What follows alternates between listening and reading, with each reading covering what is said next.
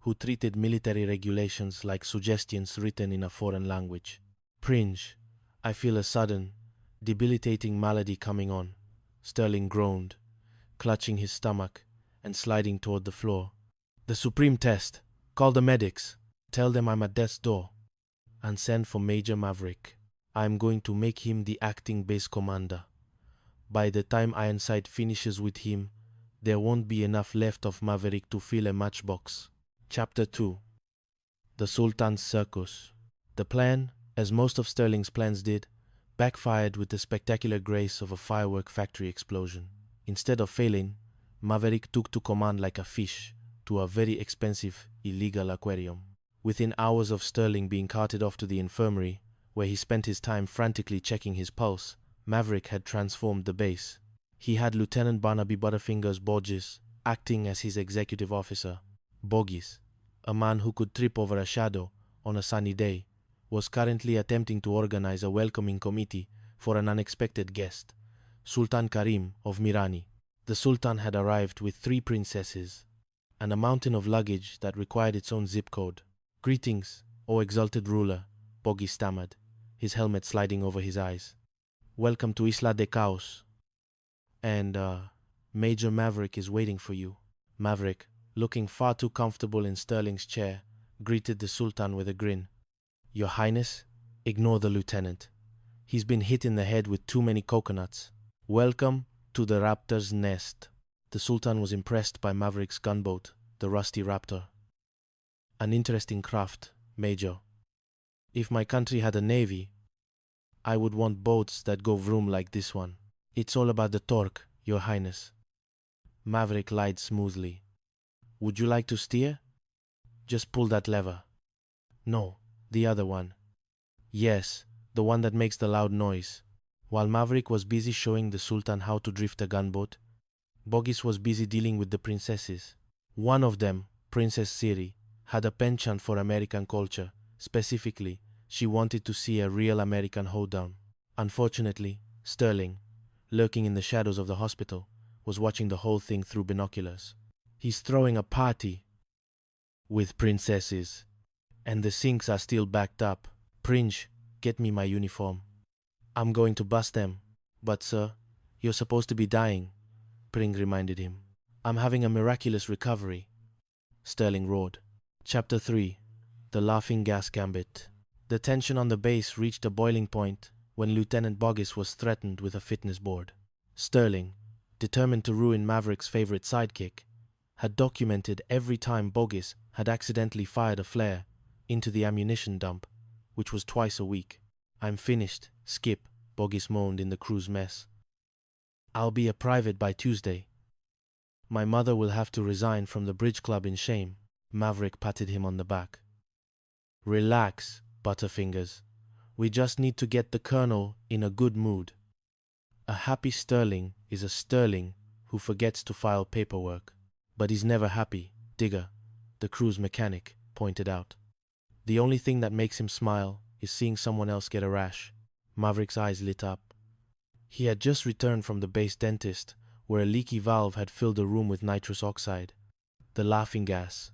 If we can get a tank of that stuff into Sterling's office, he'll be so hysterical he'd promote a goat to captain. The mission was executed with military precision, or at least, the Maverick version of it. The crew borrowed a tank from the infirmary and hooked it up to the air conditioning vents of the colonel's office. Inside, Sterling was preparing the charges against Boggis. I've got him now, Pringe. This record is a masterpiece of incompetence. July 16th, accidentally torpedoed a garbage scow because he thought it was a camouflaged submarine. Suddenly, Sterling stopped. A sweet, metallic smell filled the room. Pringe, do you feel? Light. I feel like a marshmallow. Sterling giggled. He looked at the paperwork. July 16th. Torpedoed a garbage scow. Potato peels everywhere. Ha ha. Maverick and Boggis walked in, wearing gas masks disguised as new experimental jungle respirators. Captain, we've come to discuss Boggis, Maverick said, his voice muffled. Boggis! My boy! My Chucky Wucky! Sterling shrieked with laughter, slapping Boggis on the back so hard the lieutenant's glasses flew off. You're a riot. Cancel the hearing. Send a message to the general. Tell him we're having a tea party. Ha ha ha. Everything was going perfectly until General Ironside actually walked into the room. The general stared at Sterling, who was currently wearing a wastebasket as a hat and trying to dance the tango with Captain Pringe. Sterling? Ironside growled, his voice like grinding stones. What in the name of the Great White Fleet is happening here? General, you're just in time. Maverick realized they had overgassed the room. General, the colonel is suffering from tropical delirium. Very contagious. We should probably evacuate. Chapter 4. The Ghost of Boat. 13. To escape the general's wrath after the gas wore off, Maverick's crew had to solve a new problem. Sterling had discovered that the Rusty Raptor was actually commissioned as PT-13, a jinxed number. He used this to terrorize the crew, telling them they were destined for a watery grave. It's a ghost ship, Maverick. Sterling sneered from the pier. Boat 13. Both previous crews disappeared. One was eaten by a giant squid, and the other just evaporated. You're doomed. The crew was terrified. They started seeing ghosts in the rigging. Even Maverick was starting to get spooked when the engines started by themselves in the middle of the night. We have to break the jinx, Skip, Boggis cried. I saw a spectral figure in the galley. It was white and glowing, and it smelled like cheap cigars. That was just Digger in his long johns, Maverick sighed. But Maverick knew they had to flip the script. If Sterling wanted ghosts, they would give him ghosts. Using white sheets, some phosphorus paint, and a hidden speaker system, they turned the Rusty Raptor into a floating, haunted house. That night, Sterling crept toward the boat with a bucket of jinxed paint, intending to mark the hull. Suddenly, the lights flared green. A deep, booming voice echoed across the water. Silas. Sterling. We are the ghosts of PT-13. Sterling froze. Pringe? Is that you? A figure draped in glowing chains rose from the hatch. It looked remarkably like Boggis, but with more theatrical flair. We have come for the payroll. Silas, give us the transfers, or we shall haunt your latrines for eternity. Sterling didn't wait to hear the rest. He dropped the paint and ran so fast he actually bypassed the base's speed limit, leaving a kernel-shaped hole in the jungle brush. Chapter 5. The Case of the Cayman's Cash. The ultimate crisis arrived in the form of the base payroll, $62,000, in small, unmarked bills. Sterling had entrusted it to Boggis, specifically hoping he would lose it so he could finally court-martial the entire crew for theft. Boggis, true to form, had been distracted by a beautiful girl in a blue dress, or was it green, and had tripped, losing the canvas bag near a swamp. I lost it, Skip, Boggis wept.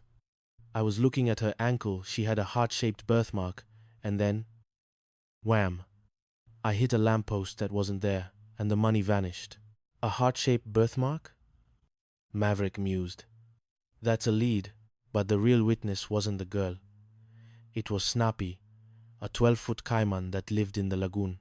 Snappy had a habit of eating anything that smelled like humans, including Captain Boggis's peanut butter sandwiches. While the crew searched the jungle, Snappy wandered onto the base with a familiar-looking leather wallet in his mouth. He ate the captain. Boggis screamed when he saw Snappy. Look, that's Sterling's ID card in his teeth. The alligator ate the colonel. Don't get my hopes up, Maverick muttered. It turned out Snappy hadn't eaten Sterling, but he had found Sterling's lost wallet, which the colonel had dropped while trying to trap the crew. The $62,000 payroll, however, was still missing. The search led them to a local gambling den run by a Frenchman named Bertrand. Maverick and his men burst in, checking the ankles of every woman in the room. Pardon me, madame, Boggis said, lifting a hem. U.S. Navy inspection. Oh, sorry, no heart there. Just a very nice tattoo of an anchor. Sterling and General Ironside arrived just as the search was peaking. There they are, Sterling pointed. The thieves. They're spending the payroll on gambling and loose women. We aren't spending it, we're looking for it, Maverick shouted. Suddenly, an enemy air raid siren blared. Everyone scrambled for cover. In the chaos, Boggis found an old, decorative cannon in the middle of the town square. "Get down, Boggies,"